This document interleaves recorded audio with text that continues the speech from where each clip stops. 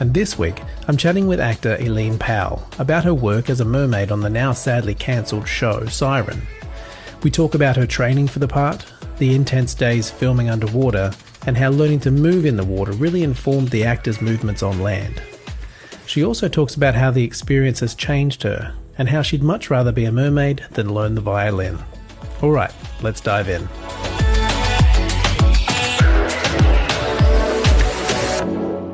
Eline, welcome to the Underwater Podcast. Thank you. Thank you so much for having me.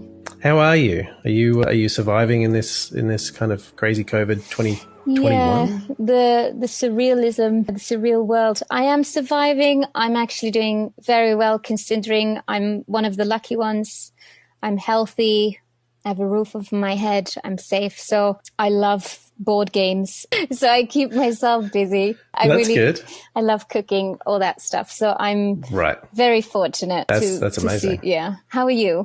I'm good, thank you. Yeah. I mean, 2021 has kind of opened up a little strangely for me. I think we all kind of expected the new year to happen and then everything to go back to normal, but it's really not. So. Looking back, you're like, why did we think that just because it's a new year, it would be different? I know. Do you know? Yeah. In hindsight, you're like, we were so hopeful. For what reason? I've been seeing all these kind of memes online where it's like, welcome to day 357 of March 2020. And I'm like, I know, it still feels like that. I know. Or just January. My favorite meme was like 2021, hold my beer. It just went down. But yeah, thank God for a bit of humor, eh? So we can get through it. It's exactly, yeah. So where are you at the moment? Where in the world? Are you in the UK or? I'm in Europe. I'm staying with my family because when we saw lockdown was happening again, after the first wave, we wanted to spend the second half of the year with a bit more space and greenery. So we've come to my parents' house, which is a bit bigger than a little flat in London.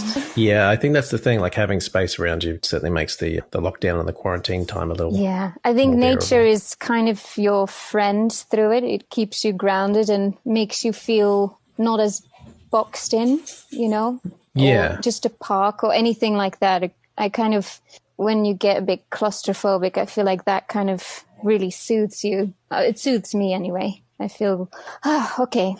Yeah. It does too. It does me too. It's kind of when kind of lockdown started happened last year. And I was just thinking about people who were in like New York and these kind of high density cities living in apartments. And I'm like, oh my God, like, I have a backyard and a swimming pool here. I'm very, very lucky.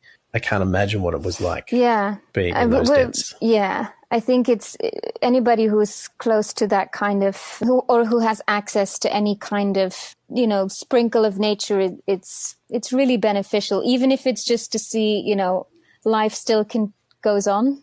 Do you know what I mean? Like I know there's tragedy everywhere, but I find psychologically it just really soothes me. Yeah, it's like a healing kind of vibe. It's quite nice. So let's move away from the depressing 2021. And let's head back a few years let's dip in the water.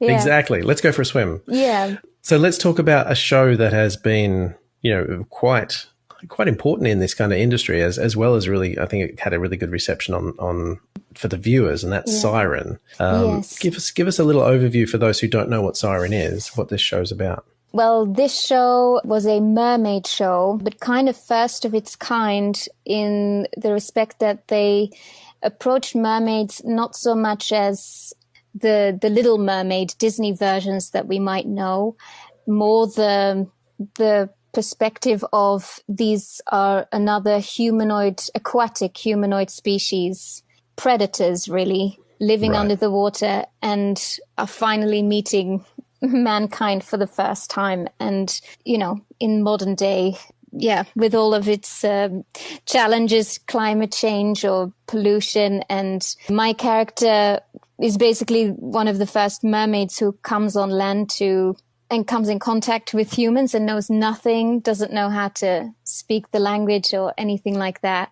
And so basically we're getting to know both species through each other's eyes, through their respective eyes. It was a life-changing show for me.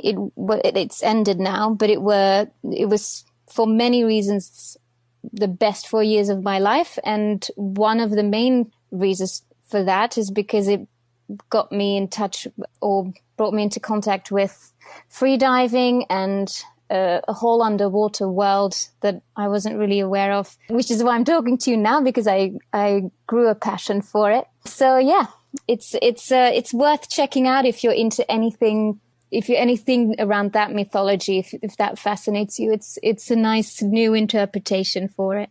Yeah, and so it's quite gritty, isn't it? Like it's not like the magical gritty. kind of, like you say, it's not that Disney sort of thing. It's it's a bit more like a drama, really. Yeah, like we're not very, I mean, I don't mean that dismissively, but we're not like beautiful and, perfect and lovely and nice. Yeah. We're more sort of, we're just very brand new, and we come from quite a world where you have to survive, and it's a bit more